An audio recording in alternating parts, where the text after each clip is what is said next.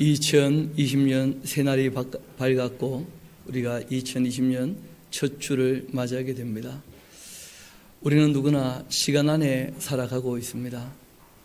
그런데 성경은 우리에게 말씀하시기를 하나님은 시작이며 끝이다 그렇게 말씀하시고 처음이며 나중이다 그렇게도 말씀하십니다.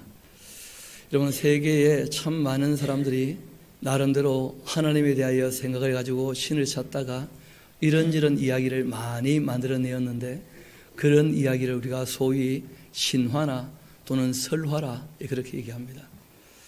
그런데 어떤 신화나 어떤 설화에도 언제 창조가 되었는지 이런 것을 얘기하는 경우는 전혀 없습니다. 동화도 그렇고 신화도 그렇고 설화도 그렇고 다 어떻게 시작되느냐 하면 long ago, once upon a time 이렇게 시작하는 거예요. 옛날 옛적에 이렇게 시작하는 것이지 언제 이것이 명확히 기록되어 있는 책은 성경 이외에 어떤 책도 없습니다. 여러분, 성경 제일 처음 나오는 이 한마디 태초에 하는 이 말은 굉장히 힘이 있고 정말 권위 있고 장엄한 그런 말씀이죠. 오늘에 봐도 마찬가지인데 이 태초라 하는 말은 결코 쉬운 표현은 아닙니다. 우리는 시간 안에 살다 보니까 모든 게 다 시간 안에 있는 것처럼 그렇게 생각을 합니다만은 성경은 우리에게 이런 얘기를 합니다. 시간이라는 것은 원래 없었다는 거예요. 영원하신 하나님께서 언젠가 시간이라는 것도 만드셨다는 거예요. 처음 사람들은 그 생각이 좀 짧았었기 때문에 시간이라는 것은 항상 있는 것이고 늘 있는 시간 가운데서 어쩌다가 물질이 만들어지지 않았겠는가. 그리고 이 물질이라는 것이 시간이 지나면서 많은 이 변화와 조화를 이루어 지금 이 모양이 된 게 아니겠는가 이렇게 생각을 했었거든요. 그런데 과학이 발전하면서 깨닫게 된 것이죠. 시간이라고 하는 것, 물질이라고 하는 것, 공간이라고 하는 것은 함께 있는 것이지 뭐 하나만 먼저 있을 수가 없다는 거예요. 여러분, 그래서 성경 제일 처음 나오는 이 태초에 하는 말은 굉장히 권위 있는, 하나님이 아니고서는 쓸 수 없는 표현이라는 거예요. 우리는 지금 성경을 읽고 있지만 실제로 이것이 처음 기록되었을 때는 언제였는가 그는 아무도 알지 못합니다. 왜냐하면 태초에 천지 만물이 창조된 것을 본 사람도 없고 경험한 사람은 아무도 없는 것이죠. 우리의 지조 아담부터가 하나님께로부터 듣고 믿어지고 아는 것이죠. 그리고 그 이야기가 노아까지, 그리고 그 이야기가 아브라함까지, 그리고 그 이야기가 모세 때까지 쭉 전해졌기 때문에 이 내용이 남아있는 것입니다.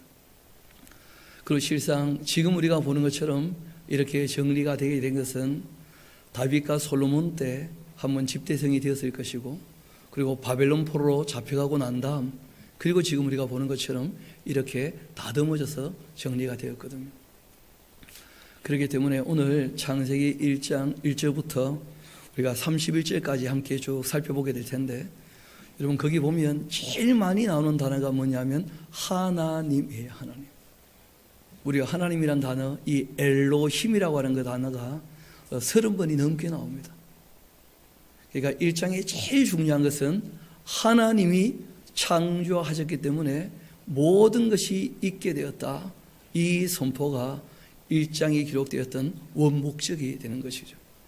그래서 이 원목적에서 떠나지 않고 우리가 이 내용을 살펴가게 될 것이고, 또 이 시간은 공부하는 시간이라기보다는 하나님 말씀을 우리가 듣는 시간이기 때문에 좀 더 상세한 공부들을 하고 싶다면 강독회나 강좌에 오면 좀 더 상세히 설명을 드릴 것입니다.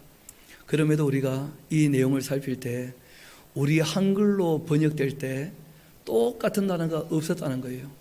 뿌레시트라고 하는 이 단어를 번역할 방법이 없어요. 왜냐하면 우리 말에는 원래 없는 단어거든요. 그래서 큰 시작이라 태초라 이렇게 이제 번역을 하게 된 것이고, 영어도 in the beginning, 거의 시간이 없는 영혼에서 언젠가 시간이 어떻게 되었다는 거예요? 시작이 되었다. 그런 거예요. 이 교회가 오해해 왔던 것 같은데 그 중에 하나가 뭐냐면 첫째 날 하는 이 말하고 태초라 하는 이 말하고 이 같은 개념이 아니겠는가 그렇게 생각을 했다는 것인데 우리가 1절, 2절을 조금 상세히 보면 그렇지 않다는 것을 쉽게 알 수 있습니다.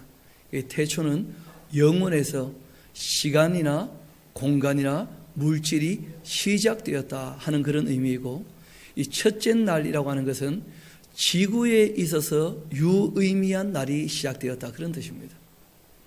여러분 잘 아시는 것처럼 시간이라고 하는 것이 우주 안에서도 똑같이 갑니까? 다르게 갑니까? 시간이라는 것이 옛날에는 이게 아주 절대적인 것이다 그렇게 생각했거든요. 그런데 시간이 절대적인 것이 아니라 하는 것을 알게 되었죠.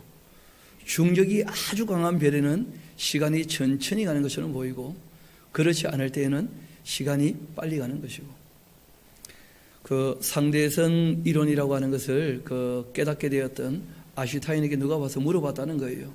시간이 절대적이지 않다는 말이 대체 무슨 말이냐? 그랬더니 이분이 그 사람 손을 끌고 난로에 딱 대봤다는 거예요.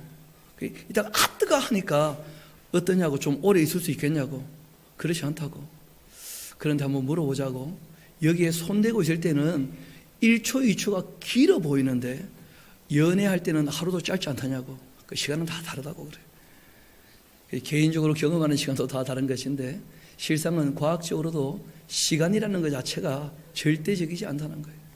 하나님 이외에는 절대적인 것이 아무것도 없는 것이죠. 그래서 이 태초라고 하는 이 말과 첫째 날이라 하는 말에 대해서 우리가 조금 구분을 해두게 되어지면 우주라고 하는 이 우리가 보고 있는 이 실체가 몇 년 되었는가 지구의 역사로 지구의 시간으로 얘기하는 것은 별 의미가 없다는 것을 알게 될 것입니다. 그리고 이제 지구에 우리가 유의미한 것은 우리의 삶의 토대 그리고 이제 생명에 대한 이야기거든요. 그 생명의 그 역사는 그리 길지 않다는 것이 성경이 우리에게 증언하고 있고 또 여러 가지 과학자들이 얘기하고 있지만 얼마든지 진화론자들이 얘기하는 것을 반박할 수 있는 자료들이 있습니다. 그런 내용들은 또 우리가 앞으로 그 내용이 나올 때 간략간략하게 좀 살피기로 하고 먼저 태초에 하는 부분부터 함께 봅시다. 하나님이 천지를 창조하셨다 그렇게 되는데 천지라고 하는 말은 하늘들 그리고 땅 그런 뜻인데요. 여러분 하늘 하는 것이 무엇입니까? 우리가 안 물어보면 아는 것 같은데 물어보면 설명이 참 어려워요. 여러분 하늘은 푸릅니까? 하늘은 붉습니까? 하늘은 까맣습니까? 어때요? 우리가 그냥 하늘 할 때는 파란 하늘 이렇게 생각을 하지만 중국 사람들은 조금 생각을 더 깊이 했던 모양이에요. 실제로 진짜 하늘은 태양이 없을 때 그게 진짜 하늘의 색깔이거든요. 까만 색깔. 하늘은 검다, 땅은 누르고 그렇게 있거든요. 검을현, 누를황 그렇게 썼거든요. 천지현황하면서 실제로 하늘이라고 하는 것도 쉬운 얘기가 아닙니다. 그래서 성경은 우리가 경험하는 이 공간 그리고 이제 성경은 이제 궁창이라는 표현도 또 쓰게 되지는데 그 궁창도 하늘이라. 하늘이 단순한 어떤 한 가지만을 얘기하는 게 아니라는 거예요.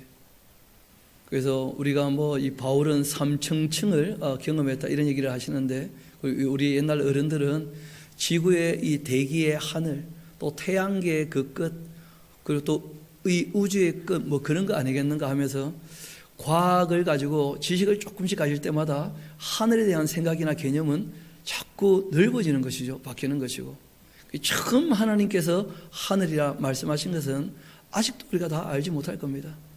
더 많이 연구해보고 확인해봐야 하늘이 뭔지를 알겠죠. 확실한 것은 이 천지를 창조하셨다는 것은 우주 전체에 대한 하나님께서 조화를 시작하셨다. 그쯤 이해하면 어렵지 않을 것입니다. 이어봅시다. 땅이 그 보면 땅이라고 하는 게 있었다 이렇게 얘기를 하고 있는 게 아닙니다. 땅이라고 하는 것이 지금은 있는데 그 당시 처음 천지 만물이 창조될 때에는 혼돈하고 공허했었다. 토후 보후 이렇게 아주 딱 그냥 단어를 아름답게 연결시켰던 아주 문학적인 표현이기도 합니다. 토후 보후. 이 말은 우리말로 번역이 좀 쉽지 않은 표현인데 그 의미는 이렇습니다. 혼돈한다 하는 말은 형체 자체가 전혀 없었다는 거예요. 형체 자체가 뒤죽박죽 되어 있다 그런 의미죠. 또 공허하다 하는 말은 무슨 말이냐면 그 뒤죽박죽 되어져 있는데 그 사람이 생각할 때 의미 있다고 여겨지는 것이 없다, 텅텅 비어 있다 그런 거예요. 그러니까 이 땅이라고 하는 것이 지금 우리가 갖고 있는 이 땅, 이걸 조성하기 위한 진료가 먼저 있었다는 거예요. 그런 것이 아주 혼잡되어져 있고 그리고 난 다음에 거기에는 아무것도 있지 않았다 그런 뜻입니다. 그리고 그것과 함께 또 얘기를 하시는 것이 있는데 흑암이 하는 말이 있어요. 흑암. 여러분 이 흑암이라 하는 말은 말 그대로 그냥 어두움이에요. 어두움. 그러니까 땅이라고 하는 것이 이렇게 있는 것도 보이지 않는 그 어두움인데 그 어두움이 깊음 위에, 이러니까 이게 참 어렵죠. 어두움이 어떻게 깊음 위에 있습니까? 이 번역이 쉽지 않았던 것인데 이 깊음이란 말은 심연이에요. 심연. 그러니까 이 땅의 진료와 함께 뭐가 같이 만들어지고 있느냐 하면 물이 함께 만들어졌다는 거예요. 물 깊이 내려가면 거기를 뭐라 그럽니까? 심연이라 그러고 거기는 아무것도 보이지 않죠.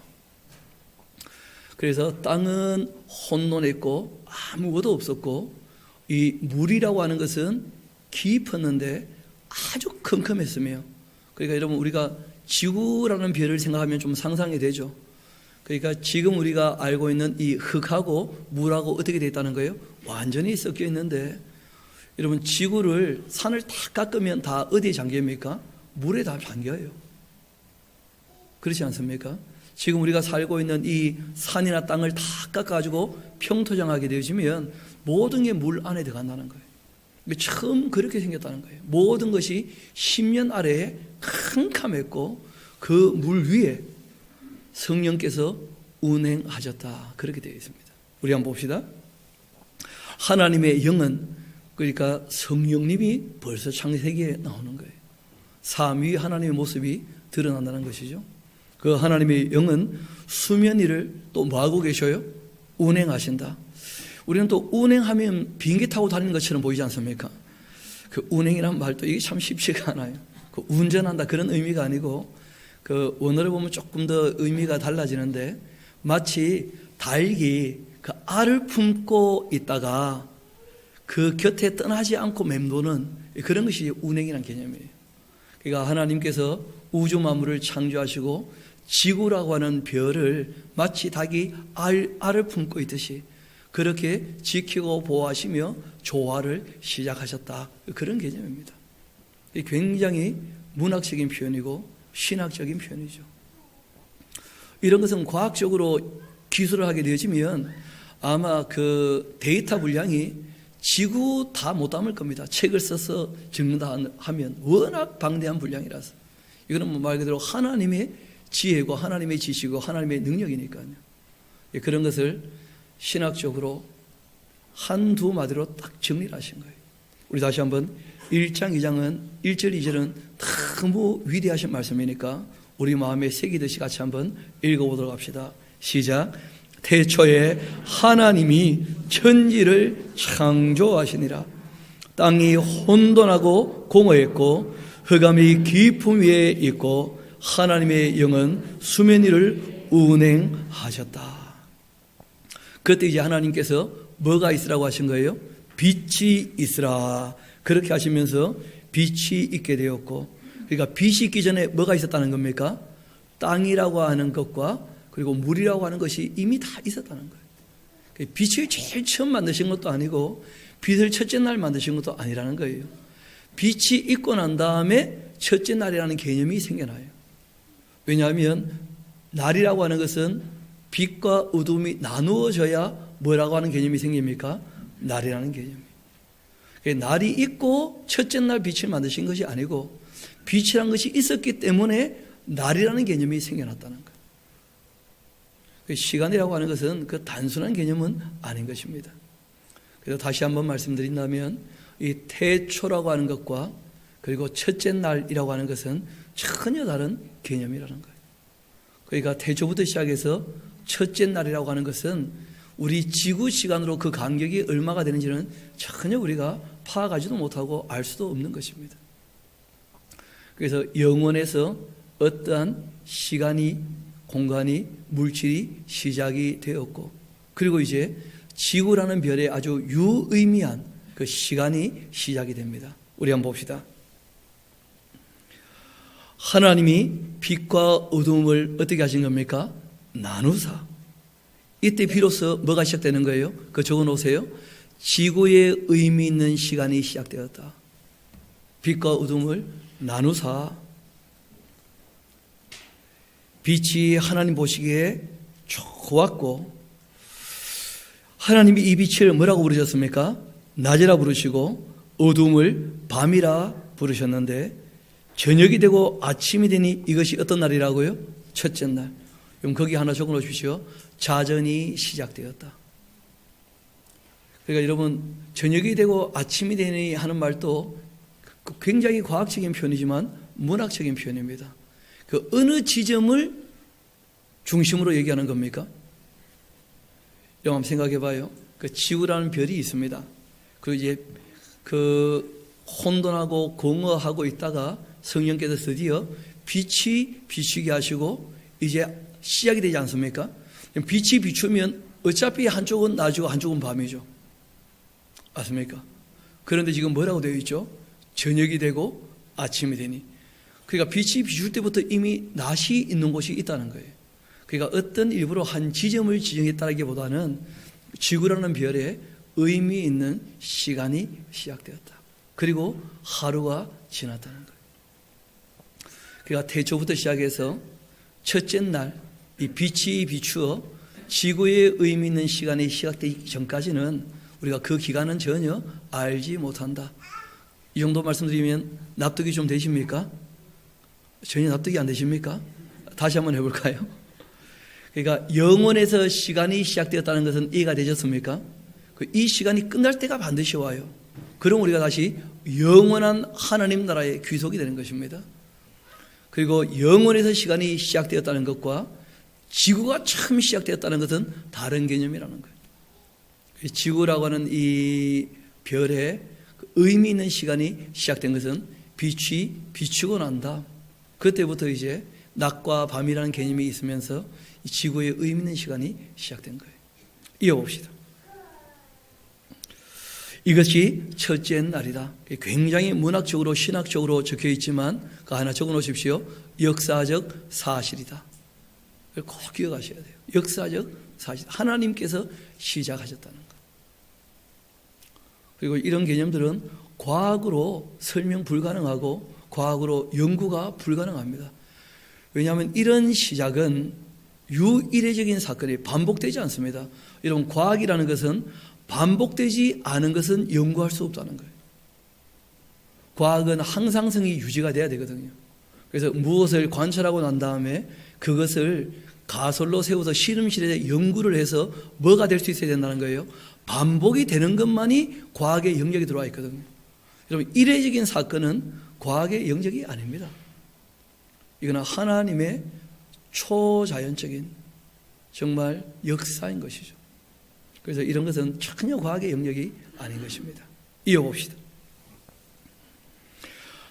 하나님이 이르시되 물 가운데 궁창이 있어 물과 물로 나뉘라. 그러니까 궁창이라는 것, 그것을 사이에 두고 물과 물을 궁창 위로 궁창 아래로 분리하셨습니다. 하나님께 궁창을 만드사 궁창 아래의 물과 궁창 위의 물로 나누게 하시니 그대로 되었고, 하나님께서 또 그 궁창도 뭐라고 부르셨다는 거예요? 하늘이라. 그러니까 앞에 나오는 하늘과 땅 하는 것하고 좀 더 다르죠, 그렇죠? 그렇게 저녁이 되고 아침이 되니 이것이 둘째 날이었습니다. 또 하나님이 이르시되 천하의 물이 한 곳으로 모이고 물은 묻힌 드러나라 하셨는데 그대로 되었고, 하나님을 묻힐 뭐라고 부르셨다고요? 땅. 그러니까 우리가 좀 전에 2절에 봤던 땅은 지금 우리가 경험하는 땅하고는 다른 땅이죠. 이때 드디어 물에서 묻히 드러나면서 우리가 경험하는, 우리가 생각하는 땅이라는 것이 생겨났다는 거예요. 그렇게 묻힐 땅이라 부르시고 모인 물을 바다라 부르시니 하나님 보시기에 어떻다는 거예요? 좋았더라.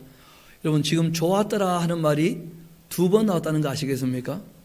그리고 우리가 성경에 장렬히 나누어져 있지만 그 날로 나누기보다는, 왜냐하면 시간이라고 하는 것은 그 태초부터 시작해서 첫째 날도 그 시간 가르는 것이 애매한 것이고요. 그래서 우리가 어떻게 나누면 제일 좋은 방법으로 나누는 것이냐면 성경을 의미대로 나누면 제일 내용 이해가 쉽습니다. 그래서 좋았더라 나올 때 그때 딱 나누면 되고, 그 다음은 빛과 어둠을 나누시고 궁창 위의 물과 궁창 아래 물을 나누시고, 그리고 묵과 물을 나누시고 어떻게 하셨다는 거예요? 좋아하셨다. 이렇게 나누면 오히려 성경 의미가 훨씬 더 쉽게 이해가 될 것입니다. 좋았더라 할 때마다 좀 표시를 해놓으시면 좋겠죠. 하나님이 이르시되 땅은 풀과 씨 맺는 채소와 각기 무엇대로요? 종류대로. 거기다 하나 적어놓으세요. 유전 법칙이다. 좀 적어놓으시면 좋겠습니다. 또 씨 가진 열매 맺는 나무를 내라 하시니 그대로 되어 땅이 풀과 각기 종류대로 씨 맺는 채소와 각기 종류대로 씨 가진 열매 맺는 나무를 내니 하나님 보시기에 어떻다는 거예요? 좋았더라. 식물 세계를 만드시고 뭐라고 하셨다는 거예요? 좋았더라. 그렇게 하셨다는 거예요. 그리고 저녁이 되고 아침이 되었는데 셋째 날이었고 하나님이 이르시되 하늘의 궁창에, 여러분, 그러니까 이 궁창이라고 하는 것은 지구별 안에 있는 궁창이 아니고 지구별 밖에 그 태양계의 궁창을 얘기하는 거예요. 원래 궁창이라고 하는 이 말은, 라케나 하는 말은 공간이다, 허공이다, 그런 개념이에요. 궁창. 광활한 공간 같은 것들. 이어봅시다. 궁창에 이제 뭘 두시느냐면 광명체들이 있어 낮과 밤을 나뉘게 하시고 그것들로 징조와 계절과 날과 해를 이루게 하셨다는 거예요. 그러니까 굉장히 어디를 중심으로 기록하고 있는 겁니까? 지구라는 별을 중심으로 기록한다는 것을 알 수 있습니다. 그러니까 여기 나오는 광명체들은 그 태양계 정도로 이해하면 충분할 겁니다. 우주 전체의 별을 얘기하는 거 아니에요. 태양계 정도로. 그러니까 태양계 안에서는 지구라는 별이 먼저 만들어진 겁니다. 그리고 지구라는 별을 위해서 뭘 만드셨다는 거예요? 태양부터 수금지와 목토천에 연결하게 지구는 빠지고 그렇게 만들어졌겠죠. 그렇게 낮과 밤을 나누게 하시고 그것들로 징조와 계절과 날과 해를, 어디를 중심으로요? 지구를 중심으로 얘기하고 계신다. 이 땅에 사는 사람들에게 의미 있게 말씀을 하시는 것이니까 당연히 그렇게 얘기하고 있죠. 이어봅시다. 하나님이 2개의 큰 광명체를 만드셨습니다. 그 큰 광명체로는 낮을 주관하게, 그리고 작은 광명체로는 밤을 주관하게. 여러분, 이런 표현도 굉장히 문학적인 표현입니다. 우리 한번 물어봅시다. 여러분, 금음달, 달이 밤에 보이지 않을 때도 있습니까? 없습니까? 게다가 또 낮에도 달이 질 때가 있어요? 없어요? 얼마든지 있잖아요. 또 한번 물어봅시다. 달은 광명체입니까? 반사체입니까? 우리가 그런 거 다 알지 않습니까? 그러니까 이 당시 사람들이 알던 수준으로 말씀하신 거예요. 그러니까 지구에서 보면 크게 빛나는 것은 2개밖에 없죠. 태양과 달, 뭐 그런 개념이에요. 지구를 중심으로 말씀하신다는 건 누구나 다 알 수 있는 것입니다. 이어봅시다. 하나님이 그것들을 하늘의 궁창에 두어 땅을 비치게 하시며, 그리고 낮과 밤을 주관하게 하시고 빛과 어둠을 나누게 하시니 하나님 보시기에 어떻다는 거예요? 좋았더라는 거예요. 좋았더라.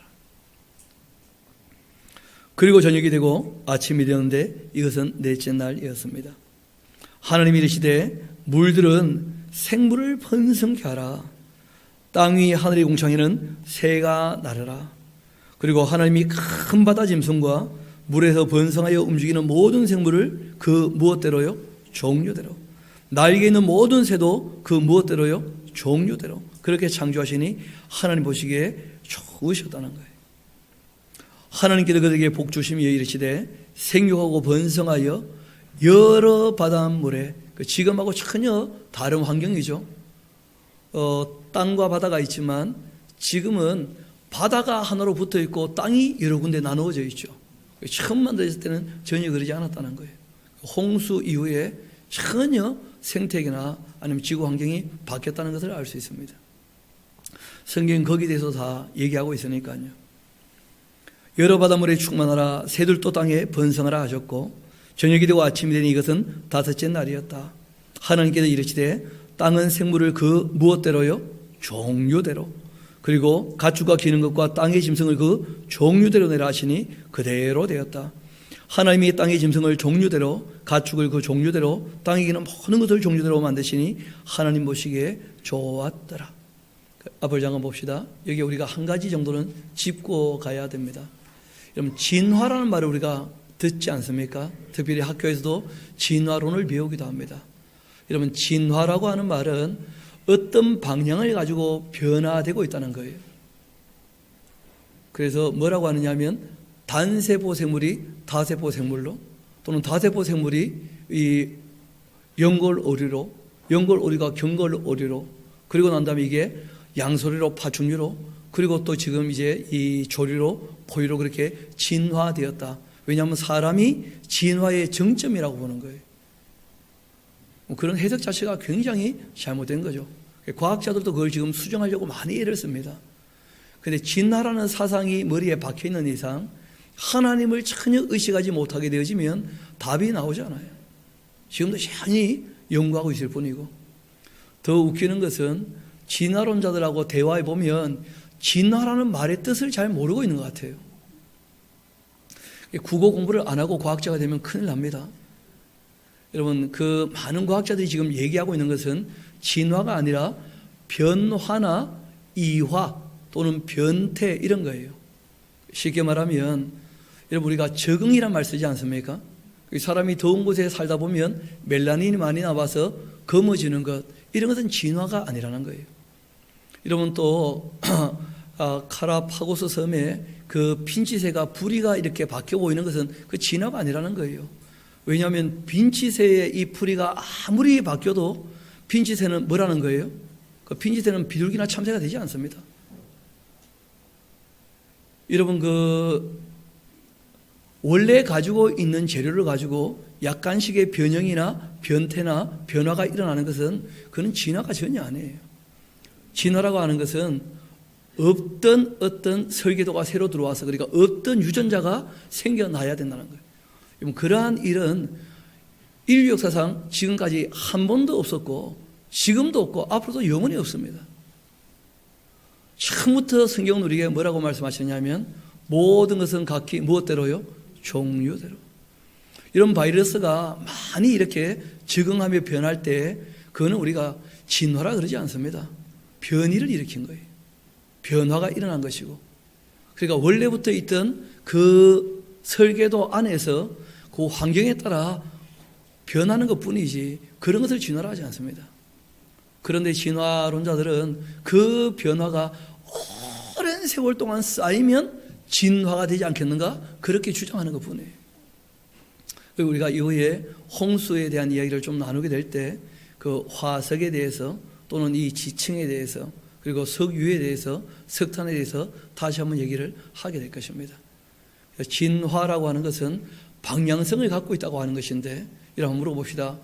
우연이라고 하는 것이 방향성이 있겠습니까? 없겠습니까? 우연이라는 것은. 그 우연은 방향성 자체가 없거든요. 그러니까 진화란 말 자체가 진보적인 변화를 일으키는데 종을 넘어선 변화가 있다고 이렇게 주장을 하는 것이니까 그런 주장은 일고의 가치가 없습니다. 한 번도 그런 일이 있지도 않고. 그렇지만 우리도 기억을 하셔야 될 것이 변이, 그러니까 변화나 이화, 이런 것은 얼마든지 있다는 거예요. 그리고 뭐 알 낳는데 올챙이가 되다가 깨구리가 됐다가 뭐 얼마든지 변태가 또 있죠. 그 형태는 다 변하는데 문제는 그 모든 게 어디 안에서 일어난다는 거예요. 하나님이 만들어 놓으신 그 설계도 안에서 다 일어난다는 거예요. 그러니까 원래부터 가지고 있는 설계 이 밖에 어떤 일이 벌어지지 않는다는 거예요. 다 설계도 안에서 움직이는 것이지. 그래서 성경은 놀랍게도 창세기 처음부터 뭐라고 말씀하십니까? 하나님이 원래 설계도로 다 만들어 두셨다는 거예요. 각기 무엇대로요? 종류대로. 그뿐 아니라 창세기 3장 가게 되어지면 우리가 이제 다음 주에 또 다루게 될 터인데 그때 가게 되어지면 왜 큰 변화가 이 땅에 있었었는지, 왜 큰 이와 그 변이가 왜 이 땅에 있었는지 그걸 우리가 보게 될 거예요.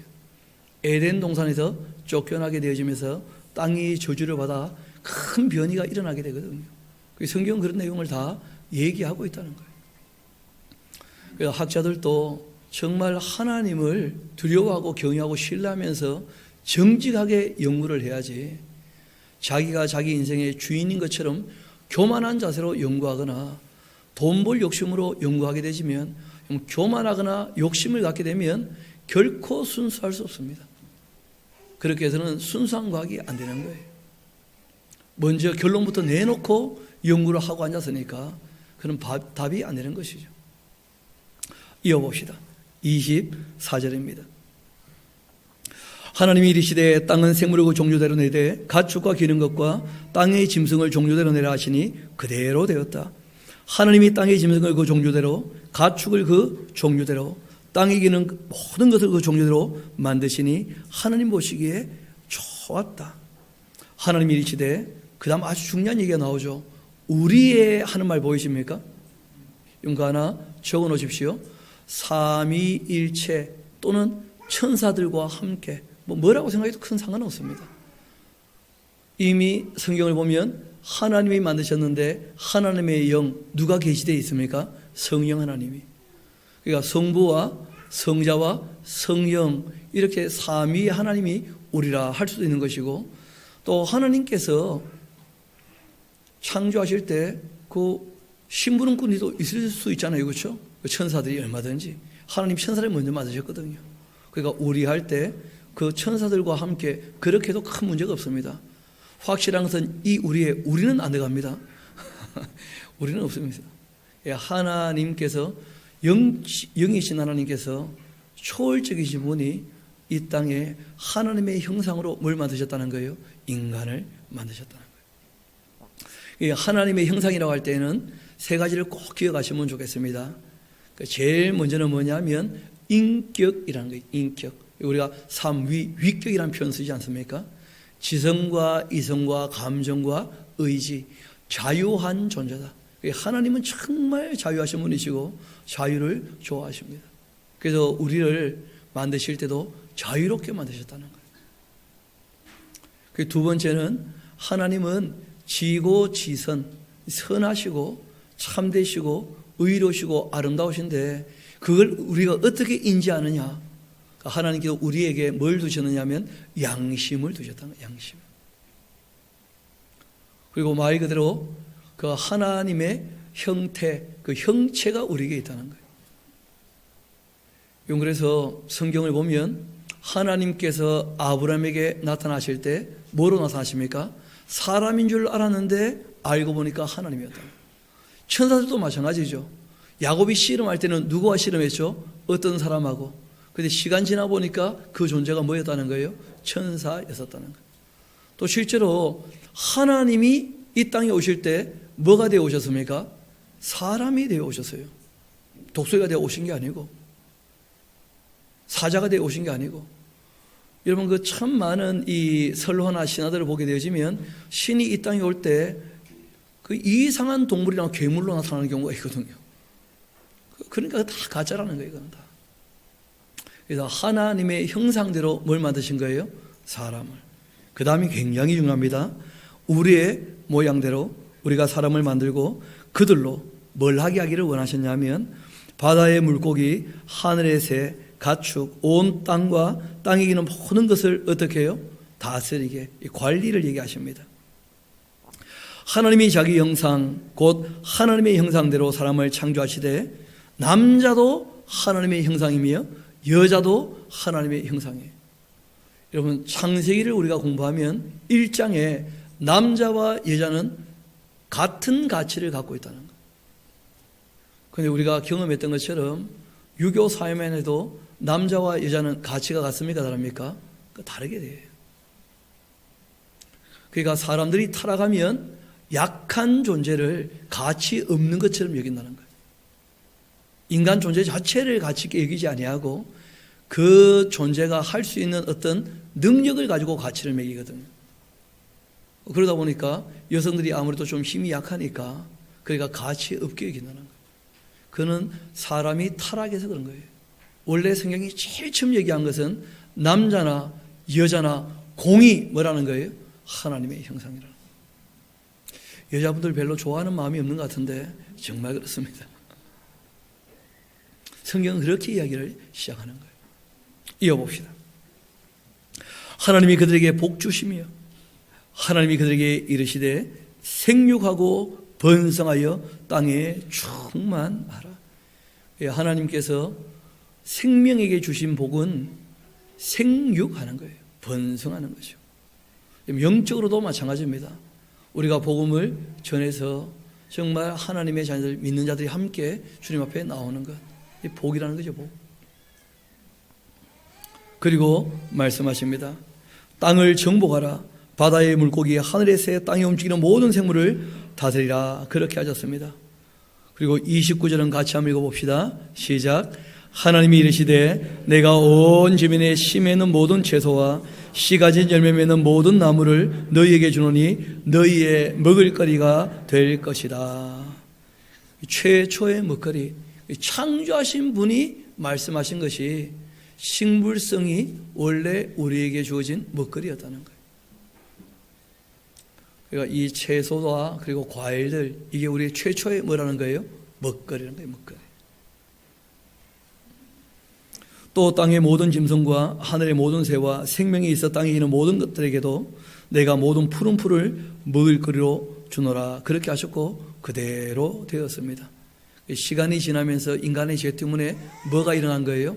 변화와 함께 변질이 일어난 겁니다. 그게 문제였던 것이지 처음 만드실 때는 그러지 않았다는 거예요. 우리 32절은 같이 한번 읽어봅시다. 시작. 하나님이 지으신 그 모든 것을 보시니 보시기에 심히 좋았더라. 저녁이 되고 아침이 되니 이것은 여섯째 날이다. 이렇게 천지와 만물이 다 이루어졌고 하나님께서 그가 하시던 일을 일곱째 날이 다 마치셨다.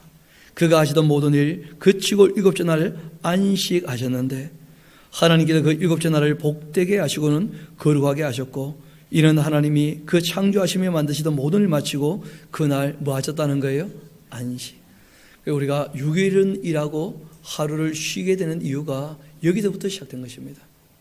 그래서 율법에도 이제 그 마지막 날을 안식일로 그렇게 정했는데 기독교는 안식일을 예수님 부활하신 날로 그렇게 기독교 안식일은 주일로 그렇게 우리가 정하게 되었죠. 왜냐하면 창조 원리를 보니까 6일은 일하고 하루는 뭐 하라는 거예요? 쉬라는 거예요. 쉴 때 어떻게 쉬라는 겁니까? 두 가지에서 쉬어야 됩니다. 일도 그쳐야 되지만 오락도 금하라고 되어 있어요. 우리는 주일날 오락하는 날로 오해하고 있다는 거예요. 여러분 쉬는 것은 오락을 하는 것이 아닙니다. 진짜 쉬는 거예요. 어떻게 쉬느냐? 성경을 우리에게 이렇게 부탁을 하셔요. 하나님께 나와서 성회로 모이고 그 하나님을 조금씩 더 알아가라. 그래야지 사람들이 참으로 이 땅에서 인간답게 어떻게 살지를 바르게 알게 될 것이다. 그렇게 말씀하신 거예요. 그래서 하나님께서도 나를 하루 비워놓고 우리를 만나기를 원하시니까 우리도 늘 주님을 만나는 일들 늘 힘쓰고 애쓸 수 있게 되기를 소망합니다. 말씀을 결론 맺겠습니다. 여러분 실제로 영원한 것은 진동하지 않거든요. 진동하지 않기 때문에 흔들리지 않기 때문에 영원한 거예요. 그런데 영원하신 하나님께서 흔들리는 세계, 진동하는 세계를 만드셨다는 거예요. 원자부터 우주까지 움직이지 않는 게 없잖아요. 그렇죠? 다 진동하고 있는데 그런데 이 모든 것이 다시 변하여 진동하지 않게 될 때가 온다는 것입니다. 우리 한번 히브리서 12장 우리 같이 가서 창세기 1장 말씀을 마무리하도록 합시다. 히브리서 12장 우리 같이 가봅시다.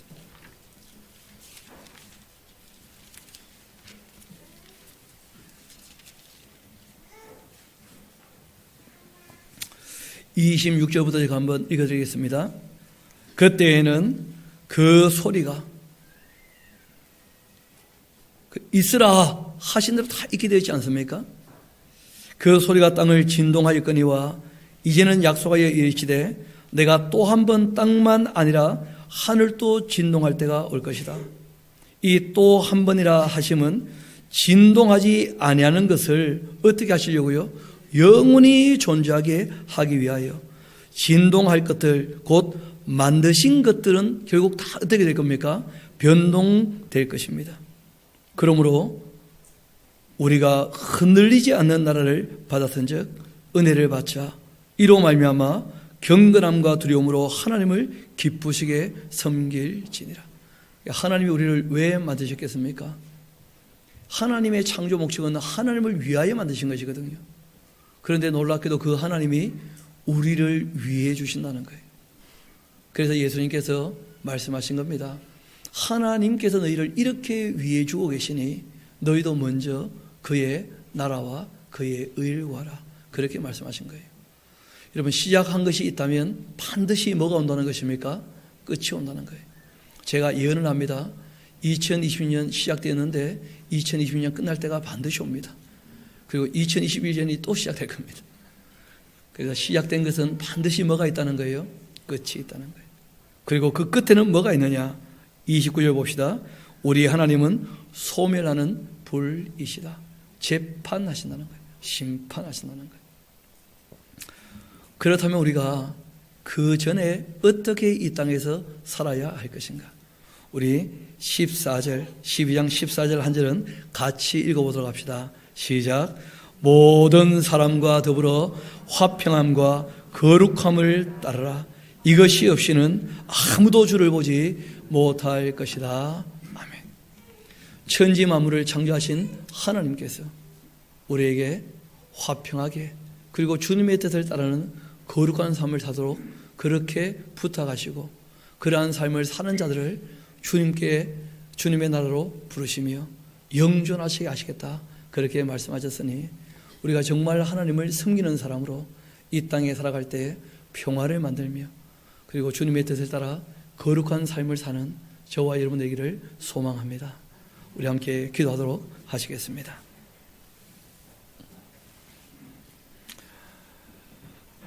아버지 하나님, 천지 만물을 창조하시고 우리 인간들에게 마치 선물처럼 이것을 맡기시며 너희가 잘 관리하고 다스려 주기를 원한다. 그렇게 부탁하신 말씀을 우리가 함께 보게 되었습니다.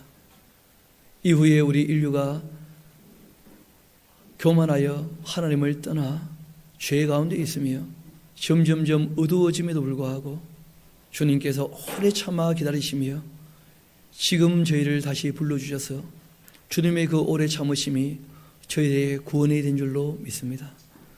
주님께서 참고 기다리시며 저희를 부르시고 저희들이 화평한 사람 그리고 또한 거룩한 사람이 되기를 원하신다는 것을 알려주셨사오니 우리가 주님의 그 말씀 앞에 서서 주님 보시기에 주님께서 기뻐하실 만한 삶을 살기를 소망합니다. 주님, 연약한 저희들을 도와주옵소서. 악에 빠지지 않고 시험에 들지 않도록 지켜주시기를 소망합니다. 모든 것을 주님께 의탁합니다. 감사드리며 우리의 구주가 되시는 예수님 이름으로 기도합니다.